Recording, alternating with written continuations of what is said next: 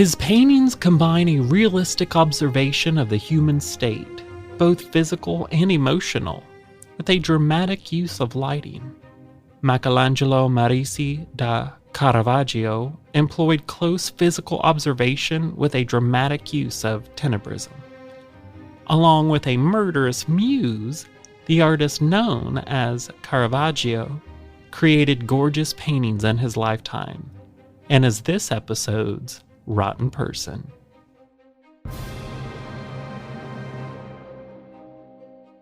Hi, hello, and howdy everyone. This is Rotten to the Core. I am your host, Josh Waters. As I mentioned earlier, we are covering the artist Caravaggio today. Before I started researching, I only knew of him from his Medusa painting. But this dark and twisted artist has captivated me with his self-created use of tenebrism and honest, realistic portrayal of his subjects. No phony images here. He painted saints as sinners, and his subject for the Holy Mother was a prostitute.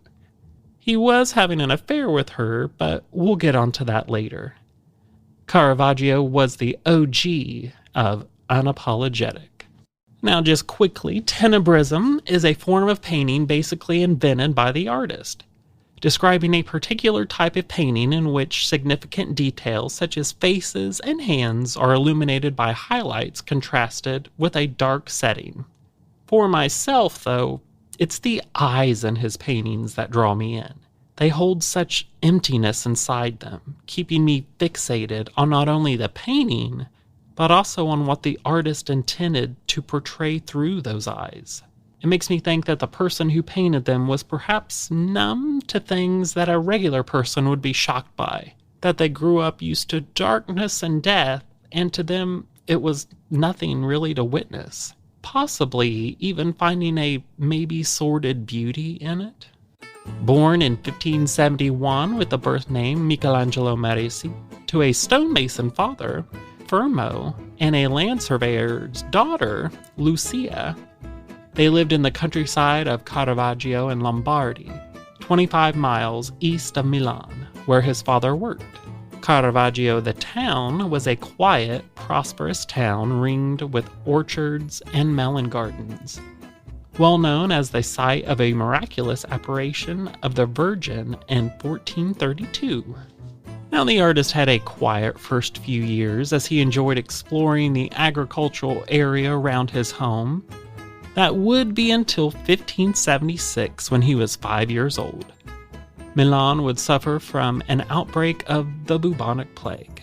Now, Michelangelo and his family would try to evade it by going to the countryside in Caravaggio, but by 1592, at the age of 21, he had lost his father, mother, youngest brother, paternal grandparents, and an uncle, all to the plague. Now, for those of you that don't know, the bubonic plague is a highly infectious disease spread by fleas that bite their host, usually rats and humans, and introduce the bacteria that cause the illness into their hosts' bodies. Common symptoms were the appearance of painful buboes, hence the name bubonic plague. Those would appear in the groin, neck, and armpits, which later secreted pus and blood. These were followed by acute fever and vomiting blood. Oh goody. Victims usually died between 2 and 7 days after being infected. Dying with blackened appendages, the death rate was 60 to 90%. The 1500s was the second wave of the plague, the first being known more commonly as the Black Death in the 1300s. The second was a variant of the first, but just as deadly, if not more. I did find a little fun fact that the plague left people with a mess of psychological problems, including PTSD, depression, suicide, and more. The list honestly goes on and on. Along with a greater preoccupation with death and the afterlife. It was often depicted in artwork during the time, especially in Caravaggio's paintings. His birthday was on the feast day of Archangel Michelangelo, September 29th, hey Team Libra, and witnesses claim to have seen his parents marry on January 14th, 1571, the same year he was born. Now, St. Michael, the archangel, is the warrior angel who leads the armies of God against Satan. It is St. Michael who has a sword as his weapon against evil, and he who holds the scales in which the souls of deceased humanity are weighed between salvation and damnation. Also, being born a Libra, which is the scale of justice for the zodiac, the artist would forever struggle with finding balance in everything but his paintings. Now, I am a September 28th Libra, and I can tell you that we usually tend to sway towards one direction of the scales, light versus dark. A balanced Libra can easily maneuver between the two, but unbalanced, we can become overcome by one side. We can tend to also see the world for what it really is, unsugar-coated, which the artist definitely did in his paintings. Also on the day Caravaggio was born, there was also a battle taking place nearby in the town of Lepanto. Michelangelo Merci's birth was during a time of apocalypse and jubilation. Now, it is highly likely that Caravaggio received some form of classical art education, inspired by Renaissance painters from Salvador to Da Vinci. He would be armed not only with an artistic eye, but with his trusty sword as well. Milan and Rome in the 16th century weren't exactly the safest places. The cities were dangerous and filled with violence, but for a young, hot-headed, and trauma-filled artist, it was a provoking and tempting muse. Caravaggio's real teachers, though, were the streets. There is a fable, I couldn't really find if it was true or not, but it goes that someone was showing Caravaggio a statue by the great Greek Phidias, and he was asked what he could learn from it. Nothing, he replied, ignoring the statue and turning to the people in the streets. Nature, he said, is my only teacher. The painter also didn't like to draw his artwork beforehand, as most did. He would start with paint and a blank canvas and create his masterpieces completely freehand. Ain't nobody got time for that, especially Caravaggio. Upon arriving in Rome, Caravaggio found brief employment producing still lifes in the studio of Giuseppe Cesare. I apologize if I say these names wrong. I apologize and mean no offense. At the time, still life was considered hack work, but it was then that he developed one of his most distinctive trademarks, the vivid way he depicted fruits and flowers, with the same irregularities and imperfections found in nature. That's one of the things I respect about the artist, is that a lot of the times, especially then, when someone would be commissioned to paint something, if a rich man wants his portrait painted, well, you're of course going to make him look better than he really does. Well, the artist Caravaggio would paint things in reality. He would paint them by how he viewed them, flaws and all, and I respect that. Now, Caravaggio basically lived in squalor when he first got to Rome. He did have an uncle who was a priest living in the city, but it seems that he deliberately avoided contact with his family. He would spend a whole day painting faces on canvases and making pennies for them. Rome in the early 1590s was a beacon to the poor and displaced, with a forever changing population that would rise or fall according to the qualities of the current pope. The pope rules the entire state with supreme authority. Everything depended on his single desires. You could say it's a royal government and is free from other obligations and ties of laws and regulations. There were so many police records for the young Caravaggio in Rome. He was constantly getting in trouble with the police, getting into fights, insulting people, owing people money, stabbing people, getting stabbed himself. It goes on and on. He had an unusually violent personality. He did like to always wear his sword on him, which was illegal at the time in Rome to carry in the streets. He also liked to pull it out on people as well. He was kind of like a flasher, but when he'd open his coat, it'd be a sword, I guess. Depending on how you take that, good or bad. In May of 1606, two gangs of men, one led by a man named Ranunzio Tomassoni, a man who enjoyed fighting, and the other was led by Caravaggio himself. The two men have gotten into brawls before, most recently over a tennis match, as one does. This fight ended differently though, with Caravaggio slashing Ranunzio to death and becoming the only great artist to commit murder, and a grim claim to fame. Caravaggio then fled Rome before formal charges for the murder were leveled against him.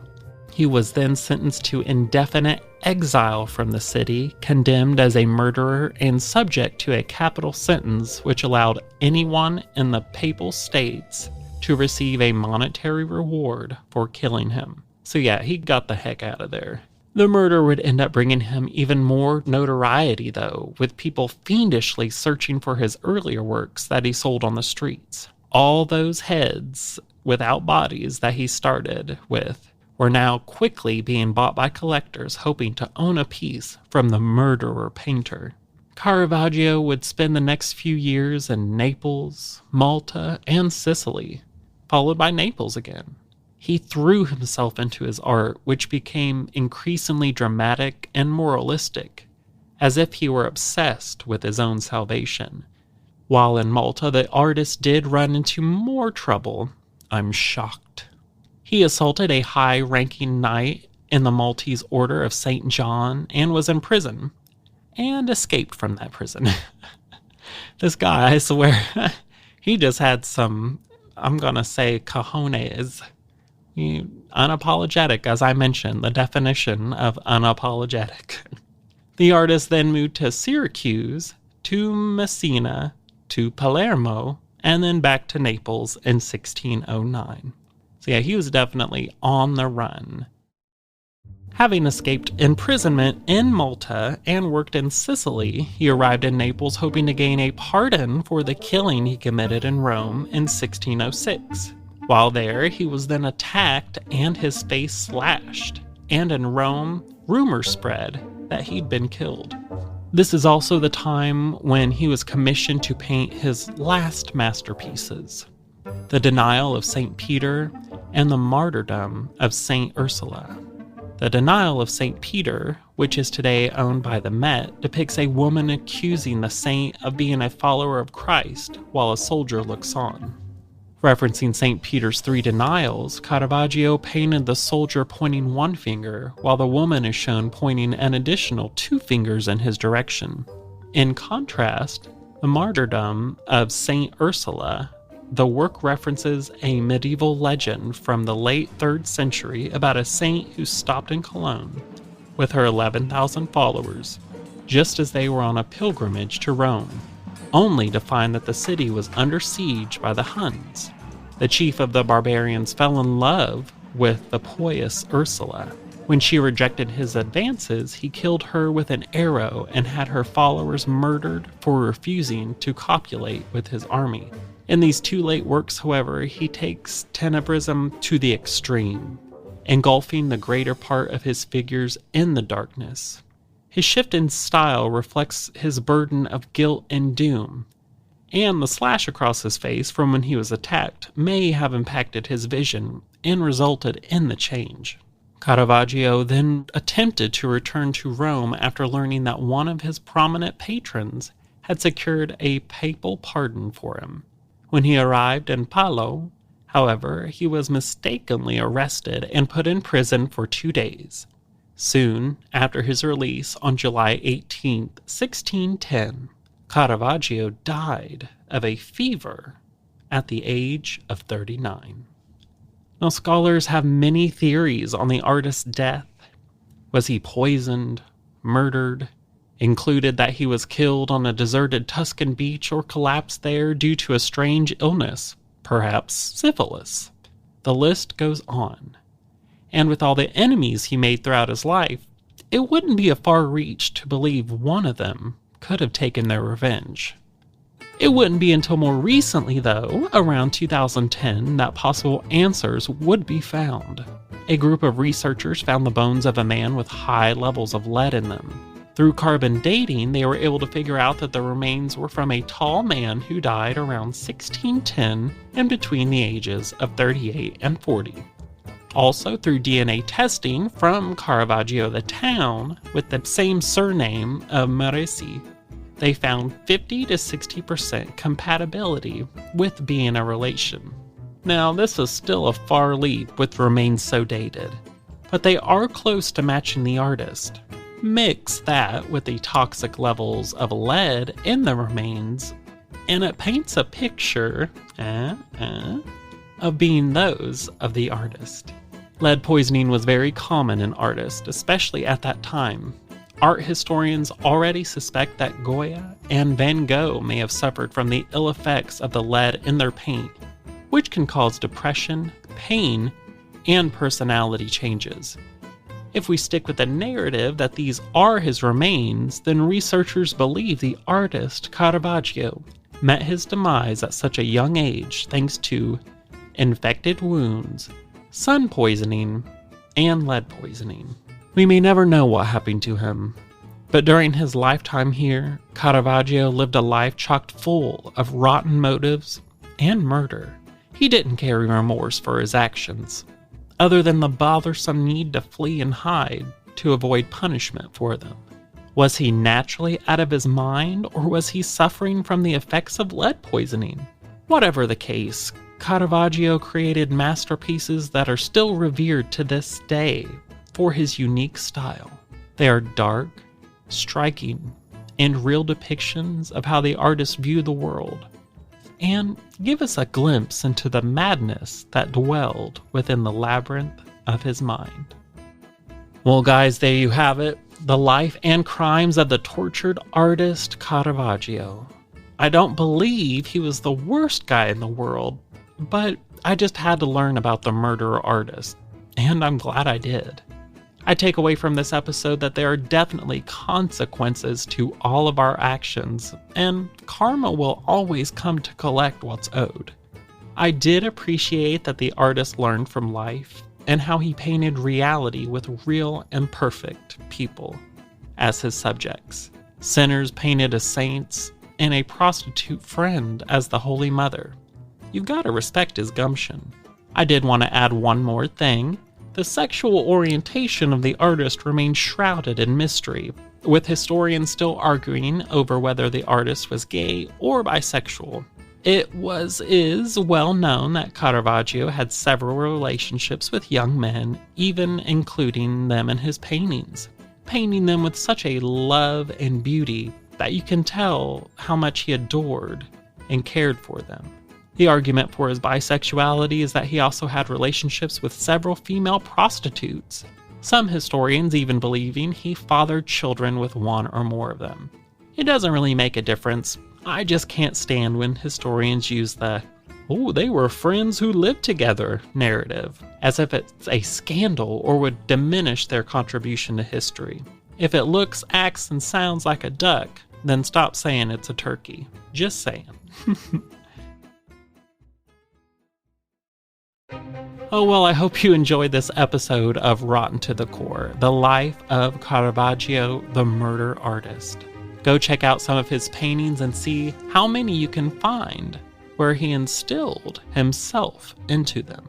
If you would like to stay up to date on our current episodes of Rotten to the Core or have suggestions for future ones, please follow and like us on Facebook at It's Rotten to the Core, Instagram at It's Rotten to the Core, Twitter at Rotten in History, or just go to itsrottentothecore.com. I am your host, Josh Waters, and thank you so much for listening today. Arrivederci.